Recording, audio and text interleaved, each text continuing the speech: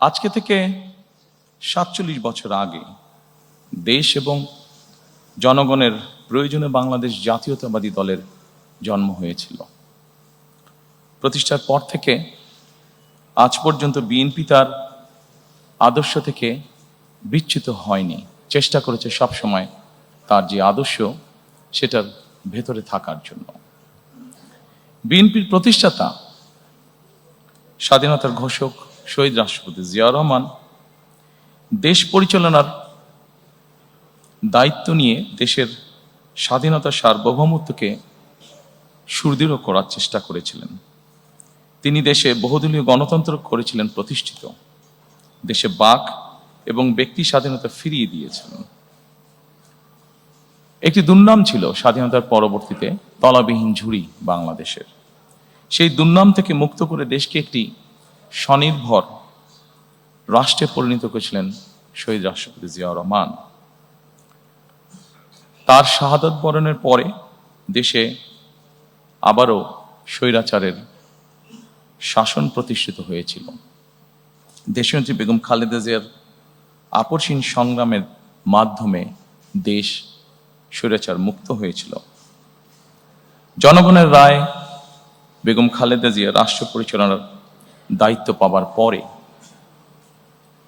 দেশে গণতন্ত্রকে প্রাতিষ্ঠানিক রূপ দিয়েছিলেন, দেশে প্রতিষ্ঠিত করেছিলেন সংসদীয় গণতন্ত্র। নারী শিক্ষার প্রসার ঘটানোর জন্য দেশে নারীদেরকে দ্বাদশ শ্রেণী পর্যন্ত বিনা বেতনে শিক্ষার সুযোগ করে দিয়েছিলেন।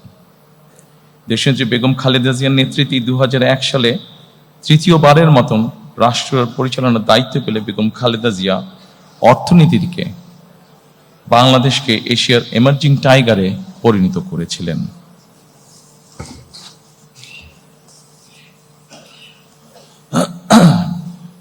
প্রিয় সহকর্মীবৃন্দ, ফ্যাসিবাদী শাসনের 1.5 দশকেরও বেশি সময় জনগণের সকল ক্ষমতা কেড়ে নেওয়া হয়েছিল। দেশকে পরিণত করা হয়েছিল একটি তাবেদার রাষ্ট্রে। দেশের সকল সাংবিধানিক প্রতিষ্ঠানগুলোকে অকার্যকর করে দেওয়া হয়েছিল। হাজারো প্রাণের বিনিময়ে বাংলাদেশ ফ্যাসিবাদ মুক্ত হয়েছে। ফ্যাসিবাদ মুক্ত বাংলাদেশে আবারও জনগণের অধিকার প্রতিষ্ঠার সুযোগ তৈরি হয়েছে। সম্মানিত উপস্থিতিবৃন্দ, এবার বাংলাদেশ পুনর্গঠনের পালা। প্রায় 20 কোটি মানুষের জন্য বাংলাদেশকে একটি গণতান্ত্রিক নিরাপদ রাষ্ট্রে প্রতিষ্ঠিত করার পালা। বাংলাদেশকে বর্তমান এবং ভবিষ্যৎ প্রজন্মের জন্য একটি নিরাপদ রাষ্ট্রে পরিণত করার জন্য বিএনপি কতগুলো সুনির্দিষ্ট পরিকল্পনা গ্রহণ করেছে। দেশ এবং জনগণের সুনির্দিষ্ট পরিকল্পনাকেই আমি বলেছিলাম আই হ্যাভ এ প্ল্যান। এই পরিকল্পনায় দেশের 4 কোটিরও বেশি তরুণ, দেশের অর্ধেক জনসংখ্যা যারা নারী, কোটি কোটি কৃষক শ্রমিকের জন্য দেশ এবং বিদেশে কর্মসংস্থান